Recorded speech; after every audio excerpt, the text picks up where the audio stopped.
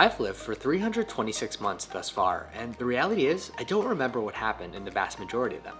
There have been some that have been quite memorable because of particular trips or major life events, but those are the exception rather than the rule. As I don't want to get to the end of my life not remembering the vast majority of what has happened, I'm trying to do something new this year, creating a recap vlog for each month, showing the good, the bad, and the ugly, to remember this life that I am so blessed to live. Here's the first entry, a recap of my life in January 2022.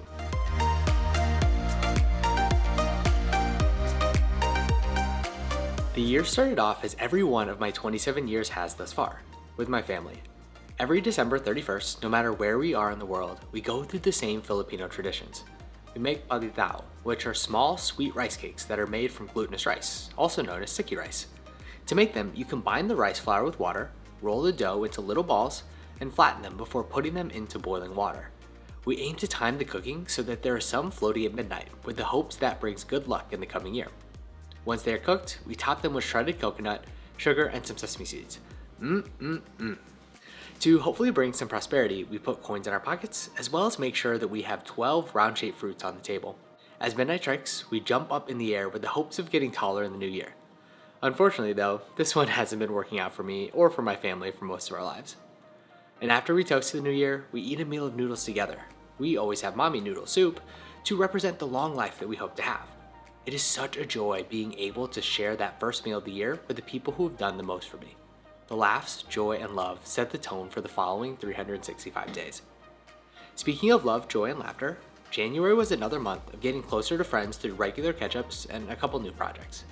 Though I'd love to have in-person time with my favorite humans, I live far away from most all of them, so FaceTime, Skype, and Zoom have helped me to stay close with friends I meet in different stages of life, and even start new friendships that I cherish to this day. Don't underestimate the power of a monthly video call catch-up, placed in the calendar of course, to maintain and even deepen friendships, the most important parts of life. When it comes to projects, there were two that got started. One is a book club with my friend Penelope, where we are reading The Count of Monte Cristo, in my opinion, one of the best books ever. If you want a better understanding of a novel, especially one with a decently complex story, I'd recommend doing it with a friend. The second is something that started as a random idea on September 12th, 2021, and has turned into one of my favorite things that I do, the Milliseconds Apart podcast with two of my favorite humans, Izzy and Ruri. I'll let Izzy introduce the podcast because she does it best. Hello and welcome to Milliseconds Apart, a podcast where three friends chat about life, meaning, and everything else in between. If you haven't listened yet, please do check it out and see if it's your cup of tea. A quick note, probably mostly because of the podcast, but this channel hit 1,000 subscribers in the month of January. Thank you to each and every one of you who is along with me on the journey. I love you so much. Okay, back to the vlog.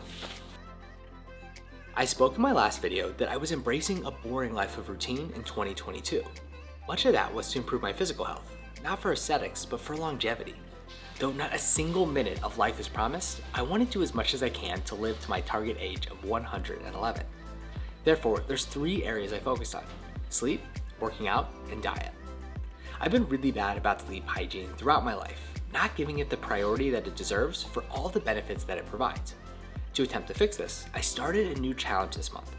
Thus far, it has been so far from perfect and often not pretty, but I've learned a lot and I'm excited to share those lessons in a video to be released soon. When it comes to working out, I added two things to my routine. First, I got a heavy jump rope, which my ego told me would be easy after all the jumping I've been doing. Reality humbled me pretty quickly though. Another lesson to stop being so overconfident and to learn some humility. Second, I rejoined the plyometrics workout class that began my fitness journey when I was 10 years old. Though it's been a few years since I've been in, after leaving for college and living in Chicago, it was as if no time had passed at all. It's thanks to our coach Bo that I became comfortable in a gym, so I'll forever be thankful to him for that gift that has changed my life. And though I'll never be able to pay it back completely, I aim to pay it forward by bringing the intensity each and every time I'm there, pushing my classmates as much as they push me. Oh, and I also got fitted for a bike to get into the sport of cycling later this year. We'll see how that one goes. There was a slight hiccup though, where for the first time in my life, I was overtraining, which caused my heart rate to elevate and my performance to drop as the month went on. I don't say this as a badge of honor though, because it was quite dumb of me to even let this happen. Instead, I want to say this as an example, that too much of a good thing is bad. Again, I must keep my ego in check, And the rest is just as important as the work itself, not just at the gym, but in life itself. As far as diet, I may have eaten more vegetables in January 2022 than I have my entire life before that. Sadly, that is without exaggeration, since I've avoided vegetables like the plague since I could say the word no. What changed is that I made a commitment to myself that I would eat at least one serving of vegetables a day, and though it was so difficult at first, the daily repetition has led to what I hope is a lifelong habit.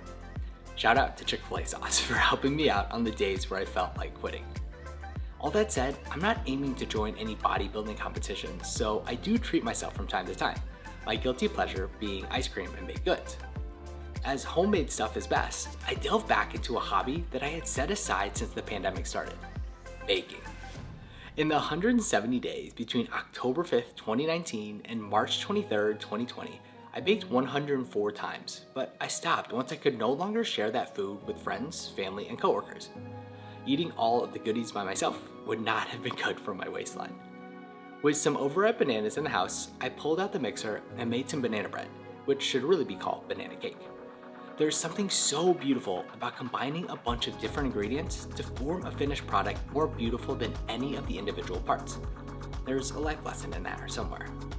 Although I don't think baking will return to my regular routine, getting to share that final product with my parents was easily one of the best parts of January.